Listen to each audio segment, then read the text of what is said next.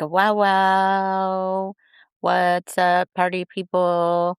Welcome to another episode of Elcultivate Your Life. I'm your hostess with the mostess. L is in the letter L and key as in the key to your heart. Thank you for so much for tuning into this Mindful Monday, July 6th. How was everyone's Independence Day, 4th of July? 250th anniversary of celebrating our freedom.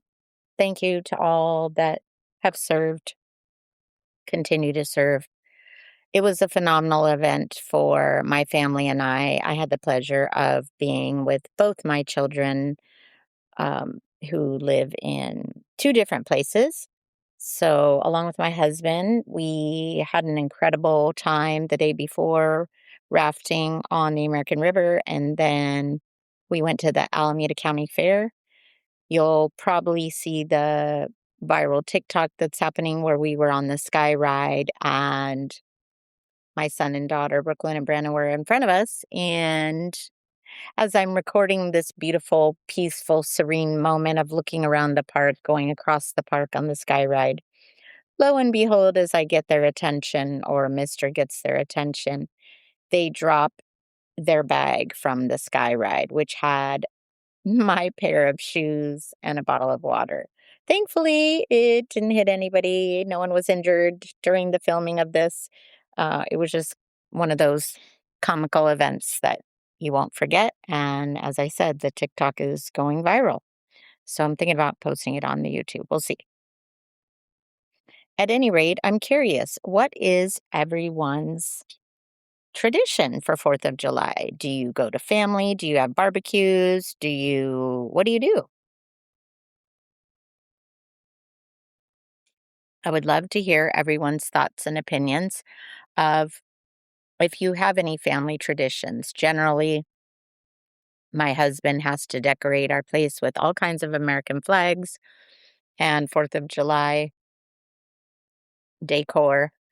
And of course, when we go out on 4th of July, we're wearing red, white, and blue. And we had the pleasure of seeing the fireworks at the fair, which was really cool. We didn't get to do what I wanted to do, which was a caricature photo or a black and white photo. But what am I going to do?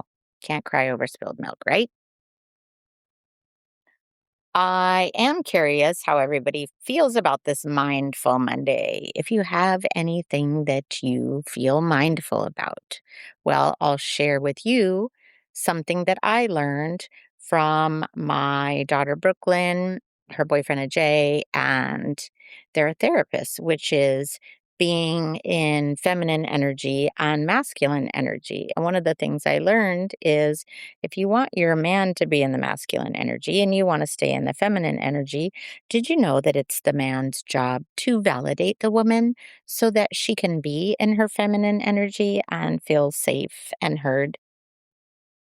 So, something I learned from that therapy session is in speaking to my husband about something that I have to state my feelings, not just tell a story, but like, hey, mister, that really hurt my feelings when you didn't validate me regarding my autoimmune condition, my what's known as OLP. It really hurt my feelings when I told you I couldn't eat my breakfast taco because my mouth was hurting. And your response was, oh, can I have a bite of your taco? So instead of me like being mad, I'm supposed to communicate my feelings about it, that it hurt my feelings, that I felt unseen, unheard, dismissed, yada, yada. And then his job as the man, of course, is to validate my feelings in that moment of, I'm so sorry that you felt A, B, and C. I know that you suffer and you're in pain a lot of the time and can't eat, and that really sucks for you. And I'm sorry that that is the case.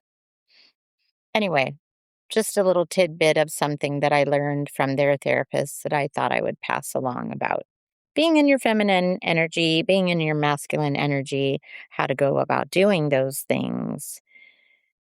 We I mean, I myself am 57 going on 58 July 17th, and so I am having to teach myself these things, and it's definitely challenging because I was a single mom for so long that to now not be in that energy of being the mother and the father, or saying what I need, or telling my man what I need.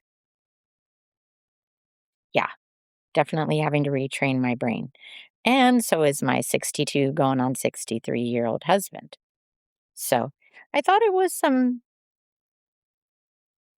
valid, informative, mindful information that I should share with all of you.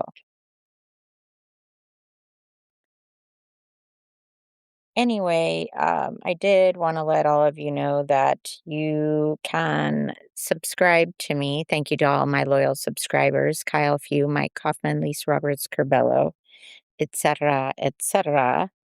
Roger, you're still not showing up as a subscriber, just FYI. So thank you for being a loyal listener, but thought I'd let you know that. If any of you are interested in subscribing, which obviously I would love and appreciate and adore, is you simply go to the context of basically the podcast description. And in the podcast description, it will provide you with a link that you can subscribe to me via Buzzsprout. It's like Buzzsprout 23257. I don't know. You could send me a message if you're interested, but generally it's displayed in the podcast content.